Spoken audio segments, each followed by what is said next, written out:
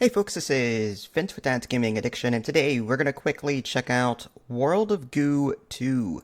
This is a game that's coming to Steam on April 25th, 2025. I'm playing this about 5 days prior, so what you're looking at though should be reflective of the finished product. In fact, this game has been out on Epic for a year almost. August 2nd, 2024 is when it was released there as an Epic exclusive.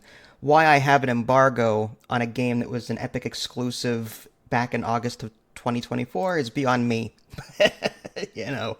So, yeah, World of Goo 2. This is a nice visual puzzle game. I've played the first one and I really enjoyed it way back when. I don't remember when the first one came out, but it was one of those games that I kind of played here and there.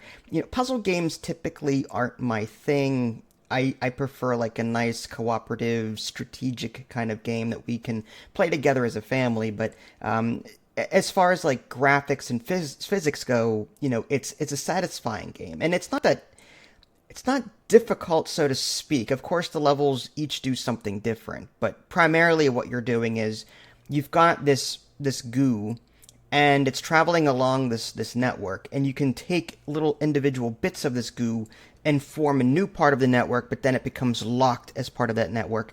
And ultimately, you're trying to save as many of your goo balls as possible by not including it in the network. So you're trying to get to the end goal. Okay, you're trying to get to the end goal pipe without using too many of your goo to form the network to get there.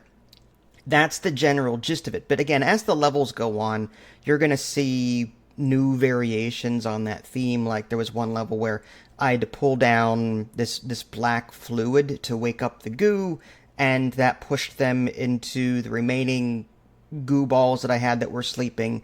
Now that they're awake, I can form a structure that would lead all the way up to the top of the level to the pipe where I needed to go. So that it's not terribly, I don't want to say difficult, because it can be a little frustrating to the new player, but it's more casual. Like the story is goofy, the characters are goofy, and to be honest with you, like I said, it's not a game I personally would rush to play anytime soon, but it is one of those nice coffee break games where I just feel like playing a level. Okay, I played it for 5-10 minutes, I'm good. Some people are obviously going to have, different preferences and could probably sit here for several hours playing this if they wanted to. But from what I saw, there's 5 chapters, and it looks like chapter 1 had about, I want to say, 20 levels or something like that. So I don't know how many levels there are exactly, but there's quite a bit of variety here.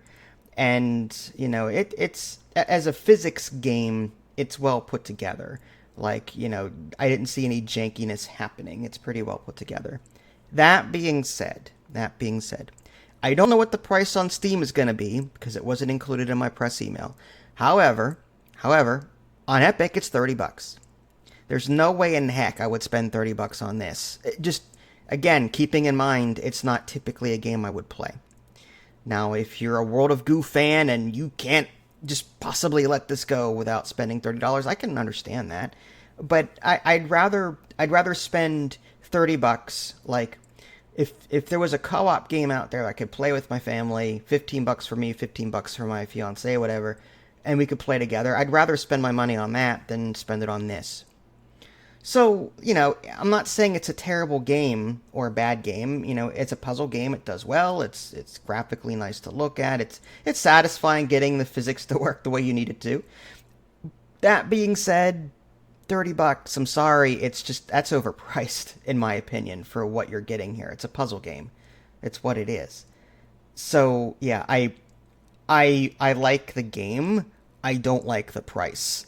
So that's going to be like a thumbs up, thumbs down kind of situation. You do you, of course. Price is a subjective thing to everybody. Some people think this is too cheap or too expensive. This is worth it, this isn't.